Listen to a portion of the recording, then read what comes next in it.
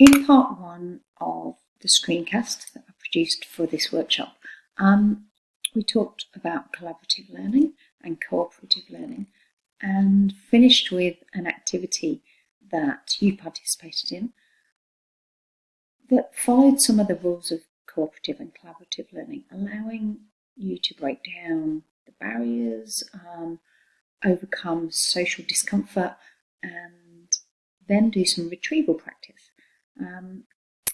That leads on very nicely to this next aspect of the learning that I achieved from the conference day that is embedded in cognitive science.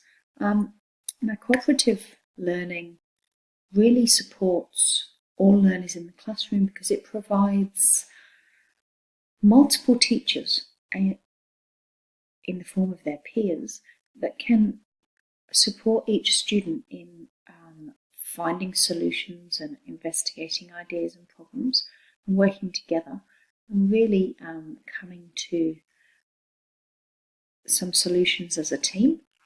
And that supports all learners. It supports the top level and the bottom level and everything in between. This cognitive science that Andrew Douch presented to us really achieves a very similar outcome by designing the lessons and designing the learning to meet the needs of all types of brains, and rather than really working against them and taking away obstacles that we as teachers don't even realise that we've put in place. So a lot of his ideas come from cognitive science, although he's a biology teacher, not a cognitive scientist. And they really do help us to become a bit more aware of how we can work with the students, to give our teaching just that little bit extra, making it more accessible for everyone and every type of learner in the classroom. Some learners have difficulty with the working memory and some don't. But for all learners, the working memory is limited in its capacity, and it really is best utilised for the high order, complex problem solving, creative type work. But there's some strategies that we can use to free up that working memory that enable a greater learning to occur. And those strategies are actually quite unfashionable. They're things like learning your times tables. They're things like rote learning. And as unpopular as they are, the current thinking is really that we need to teach students to learn stuff, to lock information into the long-term memory, continue retrieving that intermittently so that it really is hardwired and readily available. The example that was used on the day was that he asked how many of us had actually learnt our times table rote very effectively as children and how many hadn't.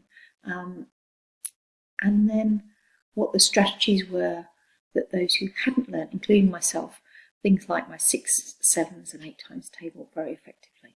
And the strategies that we learn are problem-solving application type strategies that use the working memory. And for some students, that load is sufficient to then block out any further learning. So if you have to work out the first part of a problem, you're actually less capable of moving on to stage 2 and stage 3 and stage 4. So his argument is that we really do need to teach students to just remember things, and then they can apply that memory with very little effort and save the effort for the hard stuff. So knowing that the working memory has limited space and the long-term memory has infinite amount of space, how do we teach students to know stuff and to lock things into the long-term memory and allow them to learn more and apply more and do the high order things that we now demand of students. The key take home for me was some of the ways we can reduce the cognitive load, so the unnecessary effort that students are going to solve quite simple problems, or to really understand the information that's being delivered. We also can use things that have been spoken about before, such as multiple exposures, interleave practice and retrieval practice, to help develop a long-term memory that's most useful for them. It's this extraneous cognitive load that is probably easiest to eliminate. It's embedded in some really sound research, and I can direct you to that if you're interested. But cognitive load, some of it is necessary and desirable. Some of that includes how to decode the question and how to then solve the problem that the question is posing. That's actually what we want the students to be investing their energy in and their effort in. What we don't want them to be investing their energy and effort in is how to decode the PowerPoint slide that we're showing them, and how to solve simple problems, or detect or overcome errors or conflicts that they see in front of them. And what I mean by that is that sometimes what we do as teachers is present information in multiple different ways to the student and expect them to be able to navigate it. One example of this is if you present information on a slide, so if there's image and some text that are not specifically related to each other, that the students do not know, they don't know where to look, and they may struggle to connect both the image and the text and what you're saying together.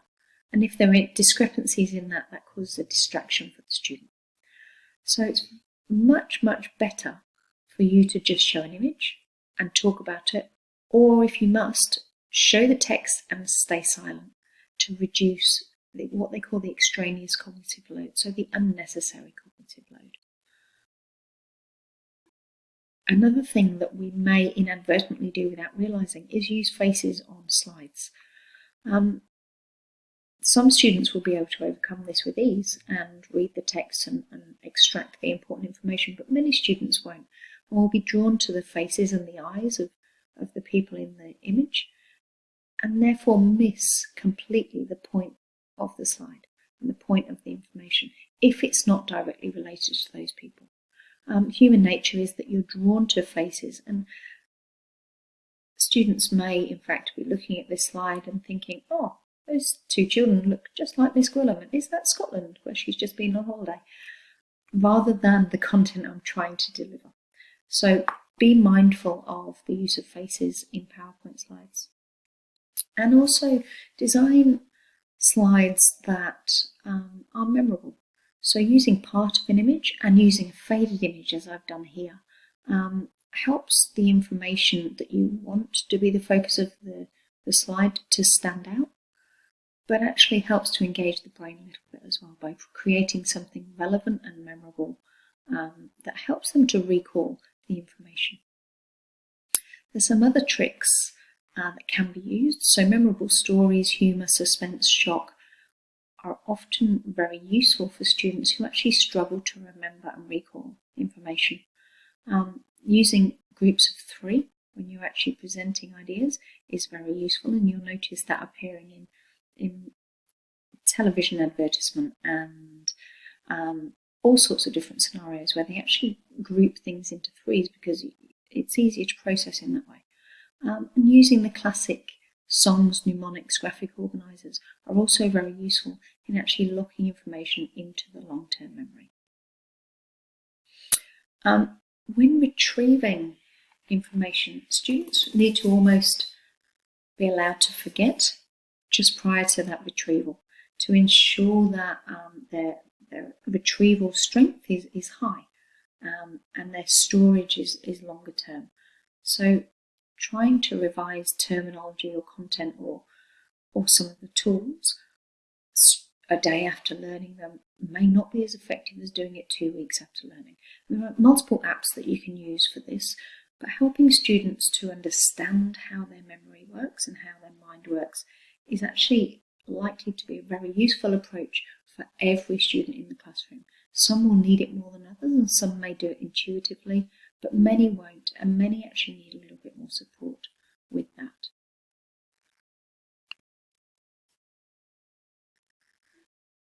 So that is part 2 of the presentation. I'll record part 3, which is about questioning and how to use questioning in your teaching to support the wide range of learners that you have in your classroom. But we may not get to do that during the workshop, so you can watch that one at home in a true flipped learning sense.